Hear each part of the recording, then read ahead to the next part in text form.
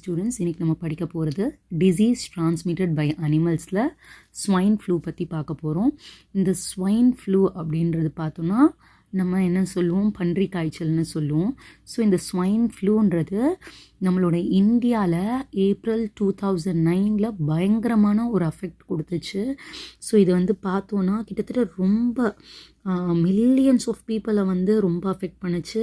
அதுவும் சொல்லப்போனால் 2000 தென் இன் ஜூன் 2009 இது ஒரு பேண்டமிக்காக வேர்ல்ட் ஹெல்த் ஆர்கனைசேஷன் அனௌன்ஸ் பண்ணாங்க. கிட்டத்தட்ட 2015 என்ன ஆச்சுன்னு பார்த்தோன்னா இந்தியாவில் 31,000 பீப்புள் இதால் அஃபெக்ட் ஆனாங்க. 31,000 பீப்புள் இதால் அஃபெக்ட் ஆனாங்க.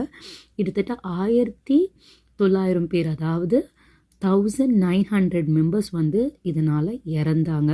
ஸோ அந்த மாதிரி ஒரு பயங்கரமான டிசீஸ் தான் இது. இது transmitted by animals. So animals கிட்டேருந்து நமக்கு வர டிசீஸ். ஸோ இந்த ஸ்வைன் ஃப்ளூ பார்த்தோன்னா இது எங்கேருந்து முதல்ல ஆரம்பிச்சிச்சுன்னா, ஃபஸ்ட்டில் நான் சொன்ன மாதிரி பிக்ஸ்லேருந்து தான் ஸ்டார்ட் ஆச்சு. This caused by virus that affects pigs and has started infecting humans. The virus spreads through air. It affects the respiratory system. So இது மெயின் பார்த்தோன்னா இந்த வைரஸ்ன்றது ஏரில் டிரான்ஸ்மிட் ஆச்சு. ஸோ அதுதான் ரொம்ப ரொம்ப ரொம்ப இந்த டிசீஸ் ஈஸியாக ஸ்ப்ரெட் ஆகிறதுக்கு ஆன காரணமே அதுதான். இது ஏரில் ஸ்ப்ரெட் ஆச்சு. இது எதிலேருந்து முதல்ல ஆரம்பிச்சிச்சுன்னா பிக்ஸ் கிட்ட இருந்து தான் ஆரம்பிச்சிச்சு. சரிங்களா? ஸோ பிக்லேருந்து ஹியூமன்ஸ்க்கு இன்ஃபெக்ட் பண்ண ஆரம்பிச்சிச்சு. ஸோ இந்த இன்ஃப்ளூயன்ஸா வைரஸ் H1N1 இதுன்ற இந்த வைரஸ் தான் இந்த ஸ்வைன் ஃப்ளூவை உருவாக்குற virus. So influenza virus H1N1 வைரஸ்னு சொல்லுவாங்க. இது எப்படின்னா, it is transmitted from person to person by inhalation or injection of droplets containing virus from people sneezing or காஃபிங். ஸோ ஒருத்தவங்க இருமும் போதோ தும்பும் போதோ அந்த காற்றுல அந்த வைரஸ் பரவ ஆரம்பிச்சிச்சு. ஒருத்தவங்க அஃபெக்ட் ஆகிருந்தா அவங்கக்கிட்டேருந்து இந்த மாதிரி நம்ம சாப்பிட்ற விஷயத்துலேருந்தோ அந்த இன்ஜெக்ஷன்லேருந்தோ ட்ராப்லெட்ஸ்லேருந்தோ நம்ம தும்பும் போது வர அந்த ட்ராப்லெட்லேருந்து இப்படி பரவ ஆரம்பிச்சிச்சு. ஸோ இது மாதிரி வர விஷயங்களில் என்னென்ன சிம்டம்ஸ் தெரிஞ்சிச்சுன்னு பார்த்தோன்னா, ஃபீவர், காஃப், நேசல் செக்ரீஷன், மூக்கு ஒழுவிட்டே இருக்கிறது, ஃபேட்டிக் ஆகிறது, மயக்கம் வர்றது, ஹெட்டேக்கு, சோர் த்ரோட், ரேஷஸ் பாடியில், பாடி பெயின், அப்புறம் பாடி அப்படி சில்லுன்னு ஆயிடுறது. ஓகே, அதுக்கப்புறம் vomiting sense, nausea and diarrhoea and shortness of breath are the symptoms of associated with the disease.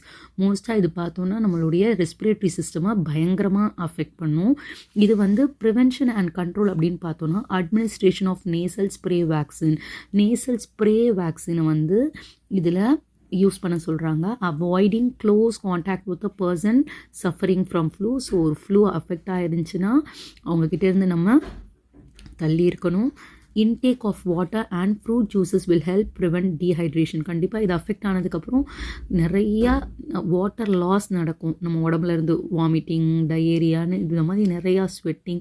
So இப்படி நிறையா வாட்டர் லாஸ் நடக்கிறனால நம்மளுடைய பாடியை ஹைட்ரேஷனாக வச்சுக்கிறதுக்கு வாட்டரும் ஃப்ரூட் ஜூஸஸும் நிறையா இன்டேக் பண்ணணும். plenty of rest will help the body to fight infection. எப்போவுமே எந்த ஒரு இன்ஃபெக்ஷன் வந்தாலுமே முதல்ல பாடிக்கு தேவை ஒரு ரெஸ்ட். ஸோ அது ஏற்கனவே அதோட இம்யூன் டிஃபென்ஸில் பாடி கம்மியாகிட்டு இருக்கும் போது நம்ம பலவந்தப்படுத்தி அதை ஒர்க் பண்ணவோ கொள்ளவோ கூடாது. எல்லா பார்ட்ஸையும் ரெஸ்ட்டில் வச்சுக்கிறது ரொம்ப அவசியம். ஸோ அப்படி ரெஸ்ட்டாக இருக்கும் போது நம்மளுடைய பாடியில் இருக்கிற மற்ற இம்யூன் சிஸ்டம் அந்த நோயோட போராடும். ஸோ அதனால தான் டாக்டர்ஸ் எப்போவுமே நல்லா ரெஸ்ட் எடுங்க, இந்த டைமில் இந்த ஒர்க்கும் பண்ணாதீங்க அப்படின்னு சொல்லுவாங்க. ஸோ அப்படி செய்யும் போது நம்மளோட இம்யூன் சிஸ்டம் நல்லா ஹெல்ப் பண்ணும். So always wash hands and practice good hygiene. So நம்மளுக்கே தெரியும், கொரோனாக்கு அடுத்து நம்ம அடிக்கடி செய்கிற ஒரு விஷயம், அடிக்கடி கையை கழுவிக்கிறது ரொம்ப நல்லது. எப்பவுமே குட் ஹைஜீனிக் ப்ராக்டிஸோடு இருக்கணும். அதுனா என்னென்னா, க்ளீனான ஃபுட்ஸை பார்த்து தேர்ந்தெடுத்து சாப்பிட்றது, ஜங்க் அவாய்ட் பண்ணுறது, வெளியே இருக்கிற விஷயங்களை திறந்து இருக்கிற விஷயங்களை சாப்பிடாம. ஸோ ஒரு ஹைஜீனாக நம்ம மெயின்டைன் பண்ணி சாப்பிடும்போது இந்த மாதிரி டிசீஸ்லேருந்து நம்ம ப்ரிவெண்ட் பண்ணிக்க முடியும். ஸோ இது ஒரு இம்பார்ட்டன்ட் கொஷின் கைஸ். எல்லோரும் படிங்க. தேங்க்யூ.